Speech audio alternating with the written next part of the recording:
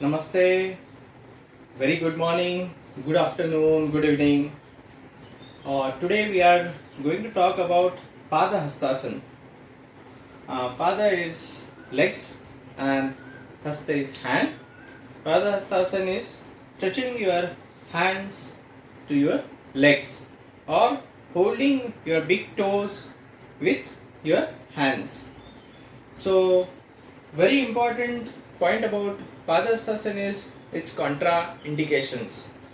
Those people who have been operated or who have stomach surgery or who have any surgery of ear or those who have any problem in ear, they should not perform the Padastasana because when you bend down, your complete blood that flow more on your face, and as a result of it there will be pressure generated.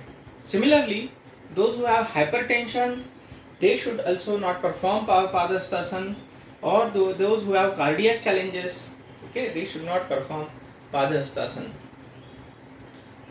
Needless to say, that pregnant women, they should not at all go for Padastasana. Of course, this is not a medical advice, this is not a replacement of medical advice.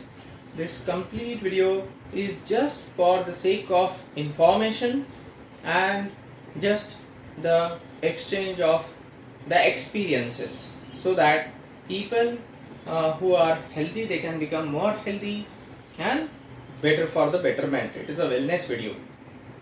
Now, when we perform Padastasana, you will find that those people who are performing Padastasana, they'll become more and more enthusiastic. It is an anti-depressant asana. It is an anti-anxiety asana. A very important point, when our blood flow go more towards our upper part of the body, you'll find it goes to the parathyroid, thyroid, pituitary, and also the Sahasrara chakra, which is a pineal gland. So glands are very much get flooded with the blood flow, which actually optimize their operating power. Also, in case of up to teenage, thymus gland, okay, that also gets a blood flow. Very importantly, when our the abdomen portion or the lower abdomen, it get pressed, naturally the adrenal gland, pancreas, all those gland, kidney, every gland there which is residing in particularly this portion, they get more blood flow. Definitely kidney which is responsible for the erythropoietin to secrete, it will secrete more and more erythropoietin, which is responsible for the generation of the red blood corpuscles. As a result of it, you will find that those who are performing Padastasana, their immunity will be very high. Okay, it's a so simple position, looks simple, but it's not that simple. When you actually perform, you will find that when you do Padastasana, let's come to the process of it. You have to first take a deep breath, and then with the breathe out, completely breathe out, you have to hold your toes this way. So for this, you have to little bit, you have to have the kind of what you can say a micro yoga, or what you can say a sukshma vyayam during Padastasana. So take a distance of maybe a feet between your toes, both the legs toes, and let's have a little bit of backward bending. All those who have been prohibited the forward bending, they should not do Padastasana.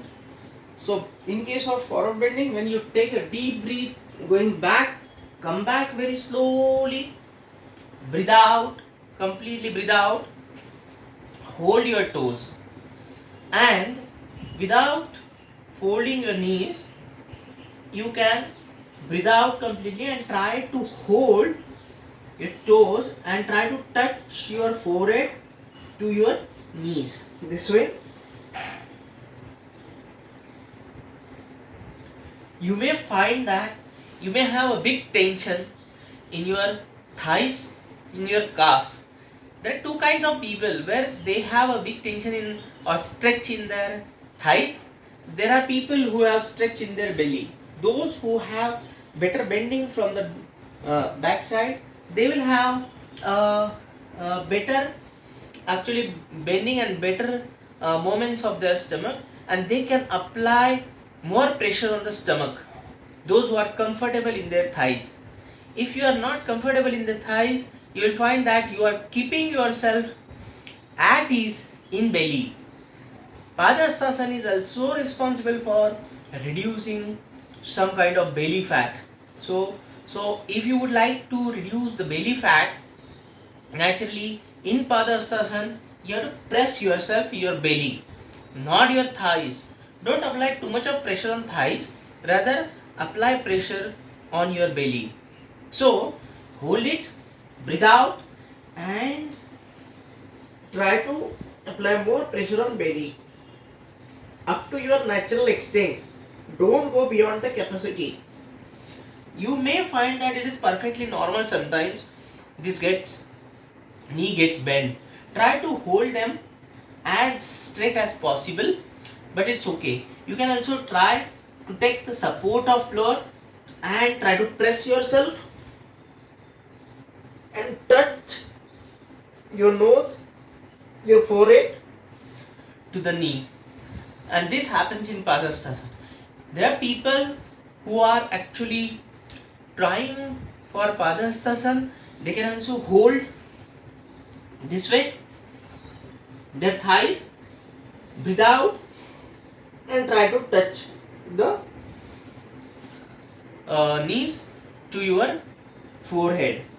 So you will find that once you do Padhastasana, during Padhastasana, you may not able to think anything. Try to think your office worries, family, friends worry. No.